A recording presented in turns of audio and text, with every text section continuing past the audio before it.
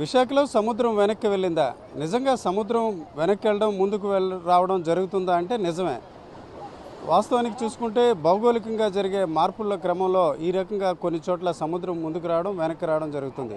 ఇప్పుడు చూసుకుంటే ఒక రకంగా సముద్రం వెనక్కి వెళ్ళింది అనడానికి ఇక్కడ కనిపిస్తున్న దృశ్యాలే ఒక నిదర్శనం. చూడొచ్చు, మామూలుగా కంటే చాలా దూరంగా దాదాపు 500 మీటర్ల వరకు కూడా సముద్రం ముందుకు వెళ్ళడంతో ఇసుక తిన్నెలన్నీ కనిపిస్తున్నాయి. గతంలో చూసుకుంటే ఇప్పుడు ప్రజలైతే ఎవరైతే పర్యాటకులు ఉన్నారో ఆ ప్రాంతం వరకు కూడా నీరు వచ్చే పరిస్థితి ఉండేది. అయితే సహజంగా భూమిపై జరిగే పరిణామ క్రమంలో ఈ రకంగా సముద్రం ముందుకు రావడం వెనక్కి వెళ్ళడం జరుగుతుంది.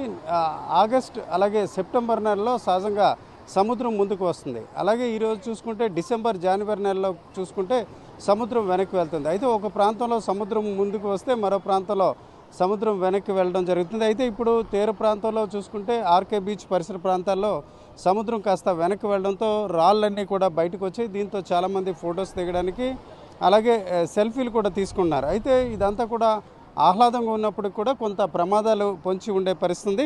ఇప్పుడు మనం చూడవచ్చు, ఇక్కడ రాళ్ళు చాలా కాలంగా నీటి అలల తాకిడి ఉండడంతో నాచుపట్టి ఉంటుంది. అయితే ఈ సముద్రపు అలలు వెనక్కి వెళ్ళాయి కదా అని చాలామంది పర్యాటకులు ఎవరైనా వచ్చి అడుగులు వేసినట్లయితే ఈ నాచుతో జారి పడిపోయే అవకాశం ఉంది. అలాగే ఈ బండరాల మధ్య నీరు కూడా మనం చూడవచ్చు ఏ రకంగా ప్రమాదకరంగా ఉండే పరిస్థితి ఉంటుంది.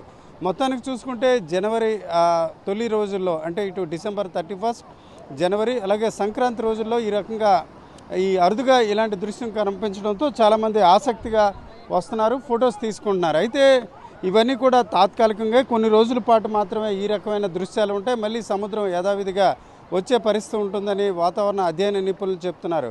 ఏదేమైనప్పటికీ సహజంగానే సముద్రం తీరంలోని నీటితో ఫోటోలు తీసుకోవడానికి చాలామంది ఆసక్తి చూపిస్తారు. అయితే ఇప్పుడు సముద్రపు అలలతో పాటు ఈ రకంగా రాళ్ళు తేలి బయటకు పడడంతో ఫోటోలు తీసుకోవడానికి ఆసక్తిగా ఉండడమే కాకుండా చూడడానికి కూడా ఒక అందమైన పరిస్థితి ఉంది.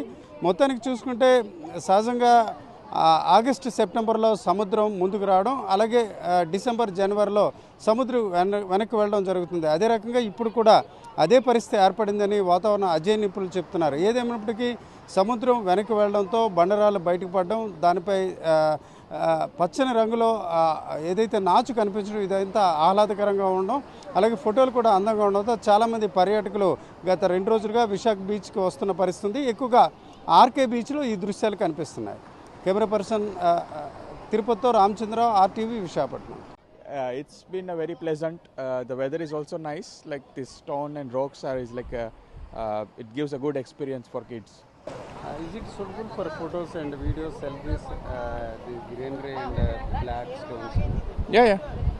It's good for photo shooting. You came from? I came from Pune. You've seen very beaches in India. What is the compare with the beaches in Vizag?